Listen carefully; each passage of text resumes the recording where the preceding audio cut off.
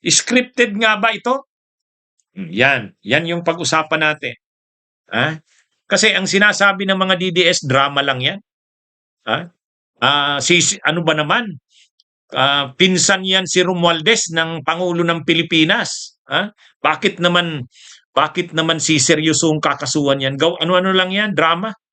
Wala naman, sa bandang huli, wala namang mangyayari dyan. Ha? Yun ang sinasabi ng mga DDS. Inaano na naman nila. Ha? Inaano naman nila ito. Sa totoo lang, itong mga DDS na ito, wala nang makitang mabuti.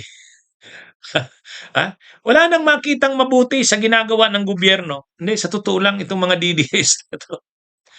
Pag hindi kinasuhan si Romualdez, bakit daw hindi kinakasuhan si Romualdez?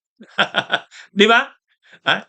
Nung hindi kinakasuhan si Romualdez, pinoprotektahan daw si Romualdez. Oh.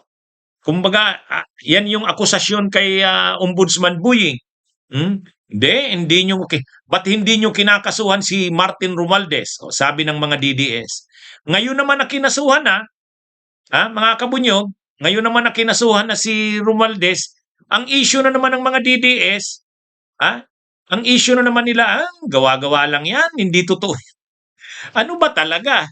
Pasasaan na tayo niyan. Alam niyo itong mga DDS, sala sa lamig, sala sa init. Hindi mo maintindihan itong mga itong mga DDS na to. Katulad din ng impeachment ni Sara Duterte.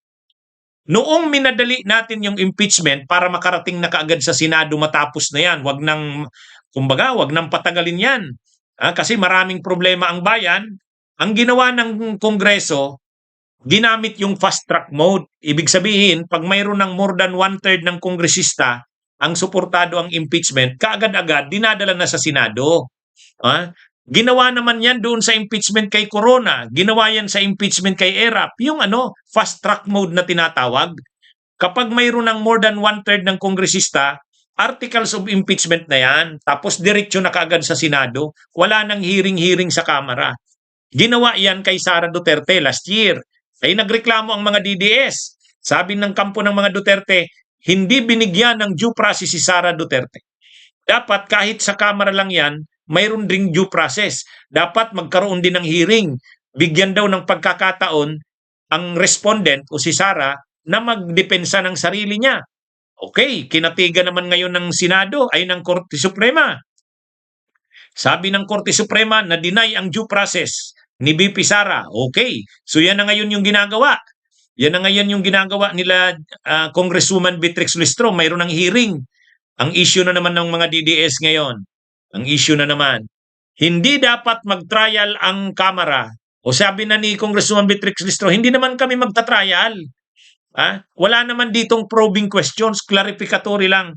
Hindi daw pwede, mali daw yung ganyan. Ano ba talaga? Tapos ang sabi na naman ni Amy Marcos at saka ni Salvador Panelo, dapat daw, total sigurado na naman ang House na talagang makakalusot ang impeachment na yan, dalhin na kaagad sa Senado yan para mabilis na. Ano ba to? Hindi mo maintindihan?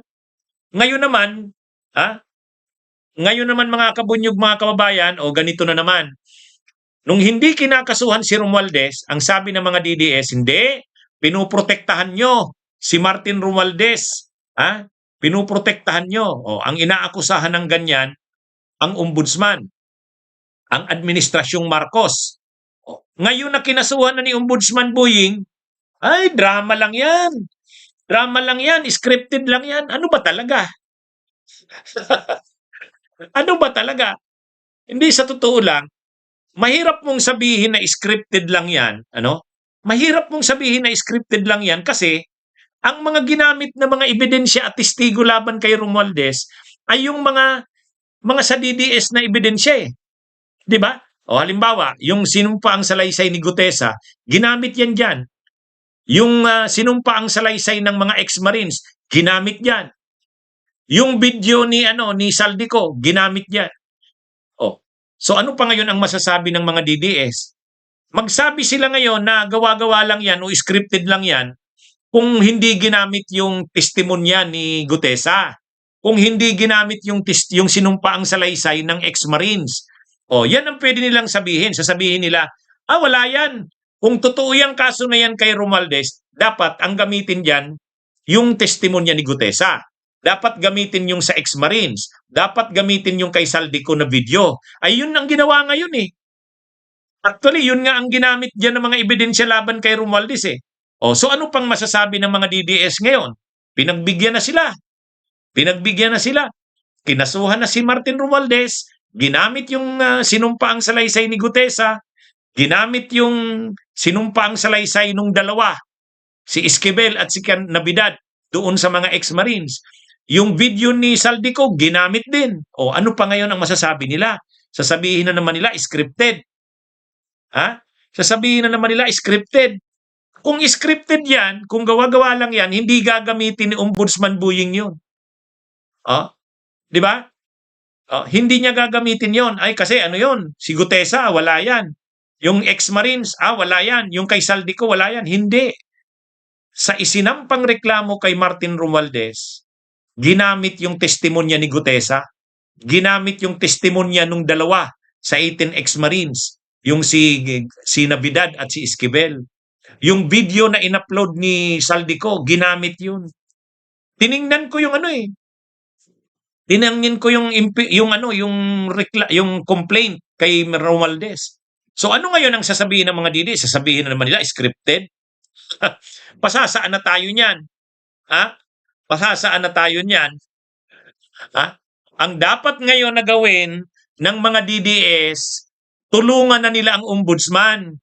Kung gusto talaga nila na madiin si Romualdez, palabasin na nila si Gutesa. Mag-cooperate na sila sa ombudsman. Huwag na nilang i-criticize na sasabihin na naman nila, scripted yan, drama lang yan. Ano ba talaga? Actually nga, mainit nga, galit nga si Romualdez kay Ombudsman Buying eh. Kasi parang hindi pinahalagahan ni Ombudsman Buying yung brad nila, fraternity brad sila eh. Tapos gusto nga ni Ombudsman ni Romualdez mag-inhibit si Ombudsman Buying. Ayaw ni Buying Rimulya. Sabi niya, ba't ako mag-inhibit? Trabaho ko ito bilang ombudsman.